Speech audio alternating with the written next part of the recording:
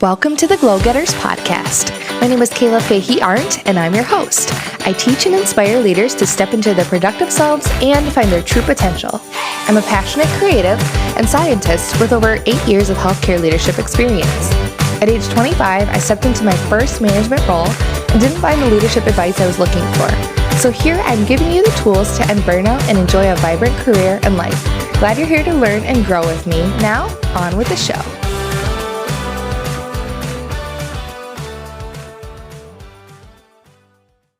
Hey y'all, welcome to the Glow Getters podcast. Thanks for watching or listening. I'm happy you're here today. Today I'm going to give you some perspective, some advice, a new way or maybe an old way to remember to think about different things that happen in your life. And so it's going to be, tangible, but it's not going to be something that like a physical tool or a template that you can pull out of your back pocket. This is more mindset. So recently, my team and I have been pulling off some pretty crazy, wonderful things, huge feats, and I'm really proud of everybody who's done the work. At the same time, whenever you have work that's highly visible in an organization or to other people, there's going to come with criticism, right? People are going to have different opinions about how you should be doing things, handling things, how they would have done it, and I find myself reading some of these emails or getting some of this feedback and thinking, gosh, yeah, that might have been a good idea. Or no, they don't even understand what's happening on the back end. And so I think when people give criticism or they, try to get involved, it's usually well-intentioned. They want to help you. But often it comes from a place of not really understanding or knowing all the things behind the scenes that you're just taking care of or dealing with. And so I think that I'm not saying that advice or criticism isn't helpful. I love asking for feedback. I think it's very important. But I think you have to remember whose feedback is truly worth listening to. Now, it's really hard when you get feedback from someone you love to not let it get to you or think about it and resonate with you all the time.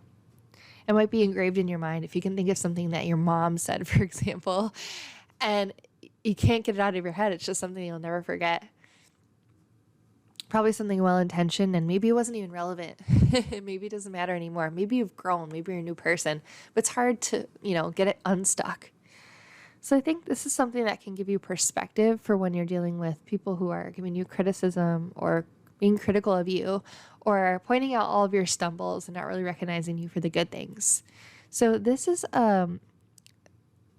actually a speech passage I'm going to read to you from Theodore Roosevelt. This is part of the book Daring Greatly by Brené Brown. The whole reason she named the book Daring Greatly is from this passage in this speech. So I want to read it to you. It's called The Citizen in a Republic, or the speech is sometimes referred to as The Man in the Arena, and it was delivered at the Sorbonne in Paris, France, in April 23rd, 1910. So it reads, "It is not the critic who counts, not the man who stumbles out who points out how the strong man stumbles, or the doer of deeds could have done better. The credit belongs to the man who is actually in the arena, whose face is marred by dust and sweat and blood, who strives valiantly, who errs, who comes short again and again, because there is no effort without error or shortcoming, but who does actually strive to do the deeds, who knows great enthusiasms, the great devotions, who spends himself in a worthy cause, who at the best knows in the end the triumph of high achievement, and who at the worst, if he fails, at least he fails, daring greatly." Whenever we pursue something in life, whenever we do something public, or we speak out, or we implement a program, whatever it is, we put ourselves out into the world. And Brené Brown talks about how this really takes vulnerability. It can be really hard. Think about social media, to share something personal on there. For example, I shared my struggle with infertility and my ectopic pregnancies. And before I shared that, I felt super lonely and kind of ashamed. But then once I shared it, I felt so much better because I realized I wasn't alone. But it's so hard to put ourselves out there because we're afraid of all the criticisms we might receive. But at the same time, the only opinions that matter are the people that are in the arena doing it with you. If they're not even in the arena, they're not in the thick of it, they're not striving to do XYZ, better themselves, participate, actively help, dig in, roll their sleeves up, be in the moments with you, then their opinion really doesn't matter. It's just the people who are in the same space in the arena, who are with you, who are doing the things. That's who matters. So you think about maybe a parent that says something to you at a really young age. You can't get it out of your head. You're like, oh, they said that thing. Well-intentioned. Might not even be relevant now, but it rings true in your head as criticism. But is your mom or dad doing the thing that you want to do that brings you joy? Do they even fully understand what it is that you do? If the answer is no, then you can love them and respect them and hear what they have to say, but you don't have to take it to heart and let it crumble you. And you can just realize that maybe it doesn't matter as much as the other people who are in the arena with me doing the thing, who get it, who understand, who are walking side by side with me, who are cheering me on day to day. That can be so hard to set boundaries around the people that we love and accept criticism from the people that matter. But I think it's also really freeing because guess what it means? It means that not everyone's opinion really matters because not everyone is as brave and as strong as you. Not everybody is digging in as hard as you or working as hard as you. Not everybody is taking leaps of faith and putting themselves out there. Not everybody is trying something new every day, making mistakes. Not everybody is brave enough to show up imperfectly, perfectly imperfect.